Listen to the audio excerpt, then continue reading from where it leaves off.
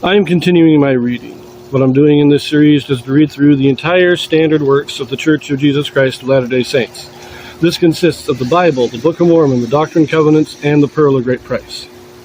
I am reading in a chronological order of events, not according to publication or volume, so I will be skipping around a bit as I move along. Amos chapter 8.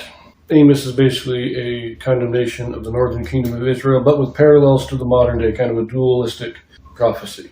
And the last, the final nail in the coffin, you might say, for Israel is when they cast Amos out. They kick him out of the kingdom and say, we don't want to hear your prophecies. And he says, well, you're throwing me out. That's it. God is done with you. You're gone. So now, chapter 8. Amos prophesies the downfall of Israel. There will be a famine of hearing the word of the Lord. Thus hath the Lord God shewed unto me, and behold, a basket of summer fruit. And he said, Amos, what seest thou? And I said, a basket of summer fruit. Then said the Lord unto me, the end is come upon my people of Israel. I will not again pass by them any more. And the songs of the temple shall be howlings in that day, saith the Lord God. There shall be many dead bodies in every place. They shall cast them forth with silence. Hear this, O ye that swallow up the needy, even to make the poor of the land to fail, saying, when will the new moon be gone, that we may sell corn, and the Sabbath, that we may set forth wheat, making the ephah small and the shekel great, and falsifying the balances by deceit, that we may buy the poor for silver and the needy for a pair of shoes, yea, and sell the refuse of the wheat. The Lord hath sworn by the excellency of Jacob, surely I will never forget any of their works. Shall not the land tremble for this, and every man mourn that dwelleth therein? And it shall rise up wholly as a flood, and it shall be cast out and drowned by the flood of Egypt. And it shall come to pass in that day, saith the Lord God, I will cause the sun to go down at noon, and I will darken the earth in the clear day. And I will turn your feasts into mourning, and all your songs into lamentation. And I will bring up sackcloth upon all loins, and baldness upon every head. And I will make it as the morning of an only son, and the end thereof as a bitter day. So this is a great destruction prophesied here. Now, again, God is saying they've had their last chance. They're going to be destroyed. Now, it still takes several years. I mean, Jeroboam is king for 41 years, and Amos would be prophesying sometime in the last 20 years there. And it's like another 30, 40 years after Jeroboam dies that Assyria finally comes in and wipes out Israel, taking them all captive. So this prophecy takes a few decades to be fulfilled, but a few decades isn't that long, really. There are many people who are alive at the time that Amos is prophesying who will witness the destruction. But this is a complete destruction. Again, oppressing the poor and profaning the Sabbath. So they want to get rid of the Sabbath. They want, well, according to the law, you're not supposed to be buying and selling on the Sabbath, but let's get rid of the Sabbath. They don't appreciate the Sabbath. They don't appreciate the law. They just want to make their money.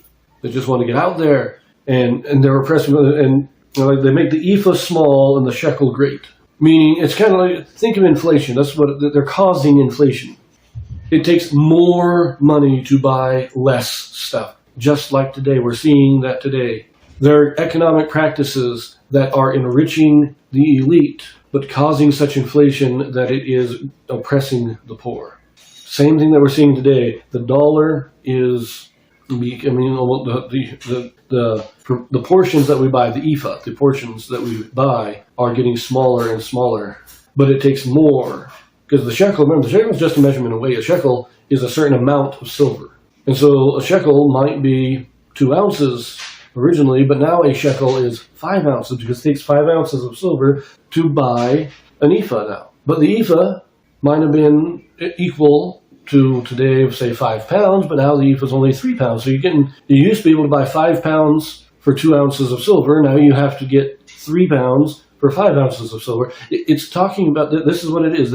And it's all falsifying the balances by deceit. Again, I mentioned it before, that they would weigh it. And a deceitful balance was one that was lopsided, that wouldn't weigh properly. But it's all talking about a bad economic policy. This is using the economy to enrich a elite group to the detriment of everybody else. That's why that's their primary thing that Amos is condemning him for. is this oppression of the poor. The same thing we're seeing today, really. And don't get me wrong, I'm not trying to condemn capitalism. Good capitalism by itself, I believe in capitalism. But this arbitrary inflation of goods and money, it's not good. We're in the same boat right now, I believe, that Israel was in, or what Amos was condemning Israel for. We're seeing that today. But this is talking about an utter destruction. And so, anyways, let's finish this out. We only got a few verses. Verse 11. Behold, the days come, saith the Lord God, that I will send a famine in the land. Not a famine of bread, nor a thirst for water, but of hearing the words of the Lord. And they shall wander from sea to sea, and from the north even to the east. They shall run to and fro to seek the word of the Lord, and shall not find it. In that day shall their fair virgins and young men faint for thirst. They that swear by the sin of Samaria, and say, Thy God, O Dan, liveth, and the manor of Beersheba liveth, even they shall fall, and never rise up again. This is another dualistic prophecy, because this is talking about the apostasy. There was one apostasy after the captivity, where Israel fell into an apostasy, for most of Israel was in apostasy. And then they were restored to the truth at the time of Christ. But there was another apostasy in the early Christian church, the great apostasy, where the gospel was completely lost in the entire world. And this is another dualistic prophecy, a time where nobody had access to God, a famine of hearing the words of the Lord. Everybody had the Bible, everybody had the scriptures, but nobody had the divine inspiration, the divine authority to speak for God. There were no prophets. There was no priesthood. That's what this is talking about. Anyways, we got one more chapter in Amos, and then we will be returning to our histories. So, see you there.